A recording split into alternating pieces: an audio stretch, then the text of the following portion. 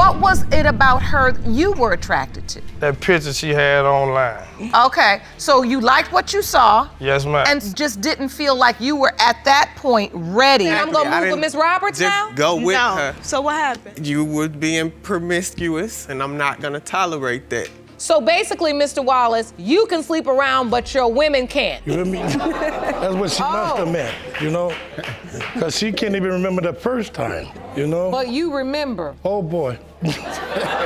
This was completely traumatizing. These two brothers came to court because they had some real doubts that their uncle might actually be their father. Trust me, guys, it's a really crazy roller coaster. I hope your seats are locked in. Mr. Ellis, you and your brother have brought your mother to court today because you say you've always believed the man in this photograph is your father. Yes, Your Honor. Then, just recently, you learned that your biological father may actually be your father's brother. Yes, Your Honor. Mrs. Shivers, you confessed that you slept with both your ex-husband and his brother. Now, Ms. Shivers, who happened to be their mother, was one hell of a mischievous woman. She had a husband who she was intimate with, of course, then went on to sleep with his brother. Who in the world does that? Uncle Ronnie came up to me and said, you know I'm your son, you know you my son, right? You know, so Yeah, it was basically like a family get together. It was a family function. You know how people get when they, you know, indulge or whatnot. I guess he, you know, he overindulged and the truth came to light, you know, so he approached my brother. It's not the truth. Believe whatever you want to believe. Okay, we're leaving the door open. Believe what you want to believe. Assume what you want to assume. Yeah. He assumes Ronnie's his dad. Now, the crazy thing was that Ms. Shivers did admit to being intimate with the two brothers. She was blaming it on the fact that she was lonely and had nowhere to go. Yeah, right. Like, that makes any sense at all. I'm pretty speechless right now. I had nowhere to lay my head, and we grew up together. We're best friends. I did what I had to do to keep a roof over the head for this one, for Eugene. You know what? My mom did everything in her power and her will and everything to take care of us. I'm not here to crucify my mom or nothing like that, or, you know, it ain't nothing like that. We just want to know what's going on. You know, my brother feels a certain way about something, so we here to address that. We feel like. Now, one of the brothers did admit that he noticed some really funny actions from his dad before he passed. I promise you guys, your ears aren't ready for what you are about to hear. These guys had one messed up family. We had to take a trip down the road, and my dad, my father, he wrote me more than he did my brother, you know what I'm saying? And you don't do that if that's your child, you know, you're supposed to be there through thick and thin like my mom, you know. I heard from her every day of, you know, that place or that situation, but when we were in that situation, he didn't reach out to my brother at all, not really like at all, so I understand. And Ronnie's always been there, right? Yeah, and Ronnie's always been there no one. matter what. Now, the craziest thing happens in the court, and it will leave you speechless. One of the brothers believes that his dad isn't his uncle, but here's where the shock comes in. His mom says, hold up, you might be wrong. There might be another man who is your father. Well, I told you, these guys have a really messed up family. Credible doubts as it relates to Eugene as well? Yes, Your Honor, maybe so. What? Well, you want to hear it, that's I'm going to tell you. You ain't never said that before? Well, and I asked you who's my dad? John Ellis. You said John Ellis, so now it's a possibility somebody else might be my dad? Well, you got tested, son. We're going to bring it out. We'll bring it all out. I'm telling the truth, so let's bring it on out. Whatever my babies want to know, I'll let you know. I didn't know that. I didn't know that. Now let's get Uncle Dad into the courtroom. Mr. McClellan walks into the courtroom to give his side of the story. Well, guess what? He actually believes he is the father. Ain't no mind games here, people. It's starting to really look insane. Ms. Shivers had some explaining to do. She must have meant we only had 6 months sober, you know? Because she can't even remember the first time, you know? But you remember. Oh, boy. Really? No more details needed. Okay. So the period window of conception, it was during the time you were in Chicago with Mr. McClellan. Yes. Another truth bomb hits the air in the courtroom. Ms. Shivers had to be one crazy woman. Trust me. She says that aside from the two brothers she got intimate with, there was a possibility that another man was in the picture. Oh my God! I met him when I was waitressing in the restaurant, and he ran a big hotel, and he also, you know, gave me jobs and stuff. That's when Eugene was like about 4 or 5. We had a couple of little nights, you know, where we had a few drinks, and we did have intimacy. He died, you know, it might be a possibility because when I was staying at Mama Mildred's with Ronnie and everybody. About time we draw the curtain on this paternity showdown. Will it be a double dose of daddy drama, or will the clouds of uncertainty finally clear? The key to the truth was in the envelope. Here goes nothing. John Ellis is your father. I know, that's why I'm here. Sorry, Mom. It's all right. I told you boys the truth. So, gentlemen, you have the truth. This is the truth you wanted. Yeah, I knew it. You brothers by your mother and your father. Now you got the same mother and the father. What you gonna do now? No. How about just get along, okay? I'm so happy for you. Court is adjourned.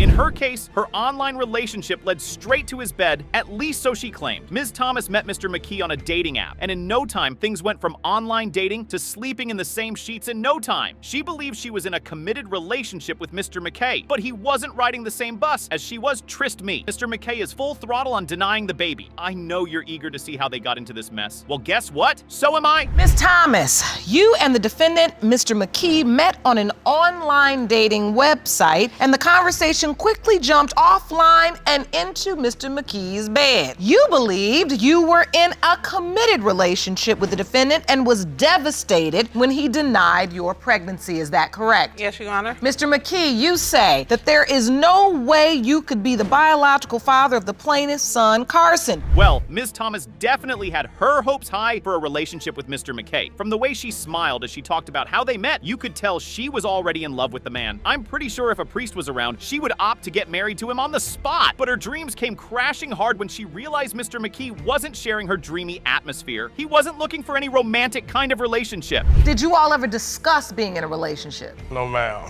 Oh, you didn't? No, ma'am. So what was it about her you were attracted to? That picture she had online. Okay, so you liked what you saw. Yes, ma'am. And so as you were dating, you just didn't feel like you were at that point ready to have a commitment. Yes, ma'am. How long had you been driving 45 minutes to see him, Miss Thomas? Oh, wow, about a month or so, or longer. And now a couple of weeks after that they had been hanging out, Ms. Thomas finds out she's pregnant. Of course, she's been with only one man, so she picks up her phone and breaks the news to Mr. McKay. At first, he thinks she's joking about the baby. I mean, from someone who doesn't want to be in a committed relationship, it's only normal that he would be hesitant to want to accept the baby. But Ms. Thomas was very certain it was his child. He thought I was just joking, like playing, or just maybe just sick. So maybe like a couple weeks later, I said, let me take a pregnancy test. So I took a pregnancy test. I took a picture of it and I sent it to him through text message. He was like, what is this? I was like, a pregnancy test. He said, I don't know how to read these, so tell me what that means. I say, I'm pregnant. He's like, oh, okay, so whatever you decide to do, just let me know. I believe that's all he said. So, Mr. McKee, when you found out she was pregnant, what were you thinking, sir? As I said, Mr. McKay was ready to be any woman's baby daddy. Ms. Thomas reached out to him while she was 3 months pregnant, and Mr. McKay did what I would like to refer to as unbelievable. As soon as he heard she was pregnant, he hung up and blocked her number. Now, would you imagine that? He is definitely one cold-hearted man, if you ask me. He blocked it after we had that conversation. After we had that Really? conversation, then he After I blocked the number, she had the baby and called me from another number. So she called to tell you she was pregnant and you just said okay and then blocked her number? Yes, ma'am, Your Honor. Oh, you cold-blooded. So you blocked her number and never heard from her again because the number was blocked. After she gave birth to her baby, she had to change her number because she was still not able to reach Mr. McKee. Now she calls Mr. McKee with the new number and tells him she had her baby. Still, in disbelief, he refuses to believe that the baby is his. What does he do? He tells her to send a few pictures of the baby. Trust me, as soon as he sees the pictures of the child, he goes into full denial mode, telling Ms. Thomas the baby cannot be his. And I told him I just had my baby. He still couldn't like really believe me. He was like, send me some pictures. He was at work then. He was like, send me some pictures. So I sent him some pictures. And he's like, that's my baby. Are you sure that's my baby? And then he looked at the color of it, like why he's the color he is. So wait a minute, Mr. McKee. When you got the pictures, what were you thinking? Like, this not my baby, Your Honor. I'm like, damn, this baby make number 8 right here. Like, Number eight for who? You or her? For me. For her. I have 8. Now this would definitely make you laugh your jaws off. When he saw the pictures of the baby, his reply was, the baby could look like Donald Trump. Now I see why she fell in love with him. He was one funny guy. But looking at the child, you honestly couldn't fault him for making such a statement. The baby had almost no resemblance to him. Ms. Thomas, are you really sure that's his baby? The baby look like he can be for Donald Trump. Like really? Oh, Really? I didn't expect that one. He thinks the color makes a difference. The color don't make a difference. I think what you're saying is you thought the baby was biracial? That's what you meant. It's adorable. So when you saw the baby, you said, that's not mine. Yes, Your Honor. The stakes were high for both Mr. McKee and Ms. Thomas. Let's hope Ms. Thomas gets to have the help she desperately needs to take care of her child. I guess this is what we've been waiting for. Let's hear the truth. Mr. McKee, you are not the father. Are you serious? He is not the father, Miss Thomas. I mean, I'm sorry. Like I said, I'm sorry. Do you know who Carson's father is? Yes, like my ex before I met him. Did you know that and just want it to be Mr. McKee's? No, I didn't think of it at all. It was a time. This wasn't their first rodeo in Judge Lauren's courtroom. Oh, they trust me. They have been there a lot of times. And guess what? They were there to resolve the same case that kept bringing them back. Ms. Austin was in court to prove that Mr. Wallace was definitely the father of her child, and she needed him to start taking more responsibility in being a father. Mr. Wallace, on the other hand, wasn't ready to believe any of that. He had a serious level of doubt that he couldn't be the father of the child in question. Well, let's see who gets to win the case this time around. Ms. Austin, this is your third time here in our courtroom with Mr. Wallace and Ms. Roberts. Previously, you were here because Mr. Wallace questioned the paternity of your other child, but now you find yourself in the same situation. Today, you say you need to prove to Mr. Wallace that he is the father of your 9-month-old son, Ronell. Judge Lauren wasn't going to hide the fact that she was pretty upset to see them back in that courtroom. Trust me, if you were in the courtroom, you would have seen how angry and disappointed she was in having to help them trash another baby drama. The first few minutes before she dived into the case felt like a scolding session for Mr. Wallace, Ms. Austin, and Mr. Wallace's finances. I honestly wouldn't want to be in their shoes, believe me. And the baby could potentially be yours? Yes. Because let me just say something, because last time I talked to you on the phone, you know I called you one day. You had your kids, you sounded so happy, you sound like you were on the right track, you said you had your kids and you all were having a great day, and I have been talking about you nonstop since then. When people ask me some of the cases that mean the most to me, you're one of the people, and so I have to say before I even start today, It was almost impossible to believe that this was the third time this set of individuals was coming back to the courtroom to resolve the same case. I mean, if you were told something like this happened, would you believe it? I most definitely wouldn't. As I said, it felt like a scolding session in the courtroom, and the judge was pretty disappointed in Ms. Austin because she was pregnant with her third baby for Mr. Wallace. Would you imagine that? Since the last time we was here, everything started out okay, but we all knew that wasn't gonna last long. Ronell Wallace was still bouncing back from me and Kendra. I had enrolled in school, but I never did go because I had got pregnant once again with Ronell. And she got pregnant with her baby, with her son. And as you can see now, once again, I'm pregnant again with my third baby. First of all, I don't know if it's because you're nervous, Miss Austin, which, look, I wouldn't blame you if you were. This was where things weren't making any sense at all. Now Mr. Wallace had been going back and forth with both Ms. Austin and Ms. Robert, who happened to be his fiancée. The crazy thing was, he got both of these women pregnant on several different occasions. Now, if you've been having frequent sex with a particular woman and she's been having your babies, why doubt the paternity of her child when she gets pregnant for you again? Or was she sleeping with someone else? Well, that happened to be the case here, and it was quite confusing. Because she's very promiscuous. When we was together, I had installed, it was like spyware on her phone. It's what they would duplicate her text messages and call log and send a copy to my email.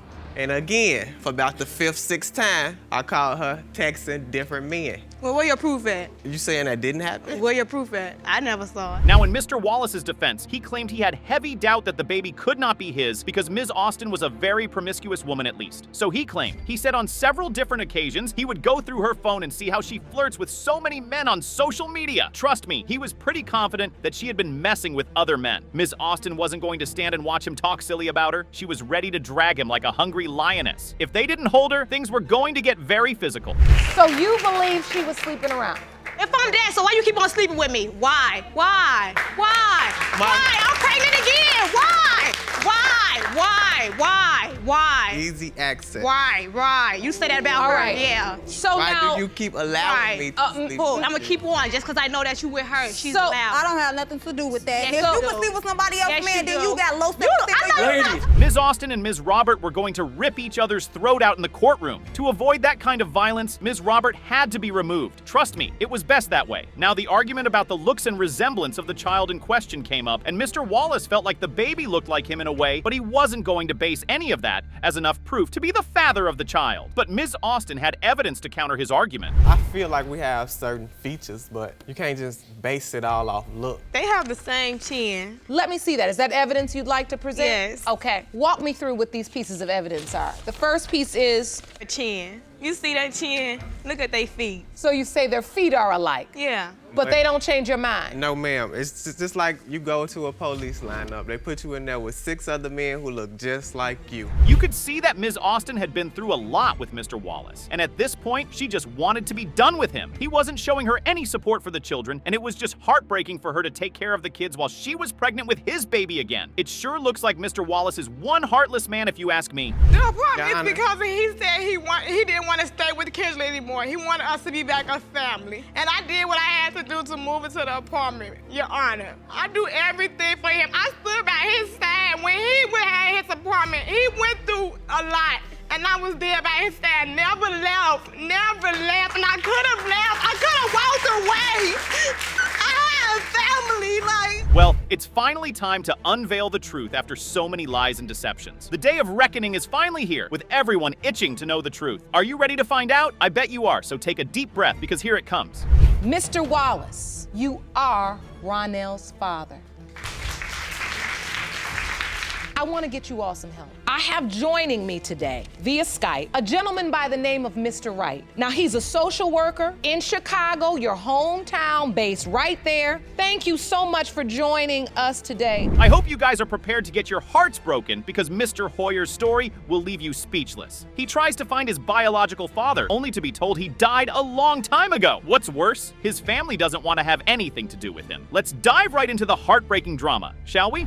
Mr. Hoyer, after 14 years of being in foster care, you desperately searched for your father. Sadly, that search ended when you learned that your alleged father, Mr. James Horn, was tragically killed. To make matters worse, you claim his family rejected you, and so you're here today to prove to them that you are indeed his son and finally have a family. Yes, Your Honor. Mr. Hoyer starts by talking about his rough childhood, growing up without a dad in his life. It was tough for him as a kid, trust me. He wanted a father so bad that he was willing to do anything to get one. But did his dad ever come to get him? Well, I guess you know the answer to that already.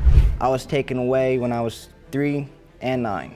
I was in foster care for 14 years, got adopted when I was 14. Never got to learn how to shave, never got to learn how to tie a tie. I don't know who my father is because my mom used to be a stripper. I feel that if I did know my biological father, my life would have been totally different. And so you were told that Mr. Horn was one of the men that potentially could be your father. Now this part will definitely leave you speechless, I promise. He pays a visit to his mom just to say hi and do the usual check-in. Then boom, he sees his mom's new boyfriend and he tells Mr. Hoyer the most shocking news. And her new boyfriend was like, "You look like your father," which stopped me right there in my tracks. So I was like, wait, you know my father? He was like, yeah, your father is James Horn. And this was the first person that had looked at you and said, you look just like him. Yes, Your Honor, and I actually have a photo here. Jerome, may I see that, please?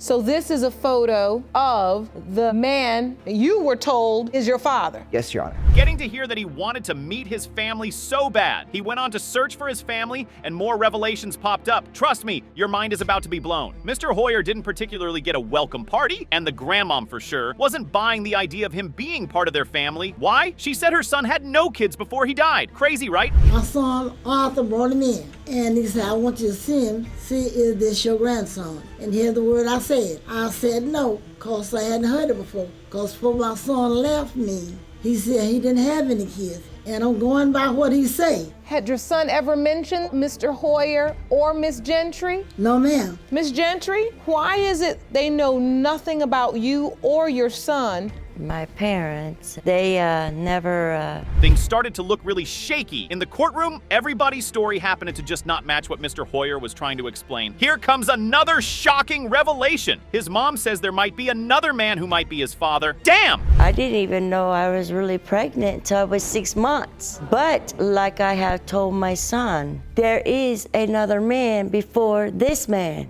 So what you're saying is you were open and honest with your son that you had also been intimate with another man before Mr. Horn? Yes, yes. Me and my sons talked about this. So when you had your son, was Mr. Horn there? Was he involved with your son? Yeah. The courtroom is just filled with so much suspicion because there's starting to be a lot of coincidences. Now Mr. Hoyer's mom says she took her son to his father's family and she got the surprise of her life. She was shunned by Ms. Horn, who happened to be Mr. Hoyer's alleged father's sister. It's a really messy situation right now, believe me. That's not my brother's child. Get out of here. I mean, we was trying to keep our cool. but this is not my brother's child. And why were you so sure? He didn't look nothing like us. Nothing. Didn't have no resemblance of my brother. And we still grieving and trying to find out what done happened to my brother. I said, no, get out of this house and don't come back. And you remember that day? I remember being shunned away. Now, the alleged father's sister was beyond furious because Mr. Hoyer's mom said some really awful things about her brother before he died. Oh, trust me, you could see it in her eyes that she was beyond upset. Your Honor, it's sad this young man got to hear what we got to say. But when she told him anything about my brother, it was awful. She told him he was a crackhead. She told him he was a drunk. She told him he wasn't no good. My brother was an upstanding. Excuse me, did I ever tell you that? Yes, you did. No, I did not. I remember the first day. Ever. I remember the first day I asked, I was about. Now that all made this last part all the more interesting. Won't you guys agree? Well, the results were in, and Judge Lake seemed about ready to deliver her final verdict on the mess these guys created. Let's find out who the daddy was. That Mr. Horn is not likely your biological father. See, son, you shouldn't have done this. No, you shouldn't have done this. You should have been, honest with me from the get-go. Miss Gentry, I know you did not just tell him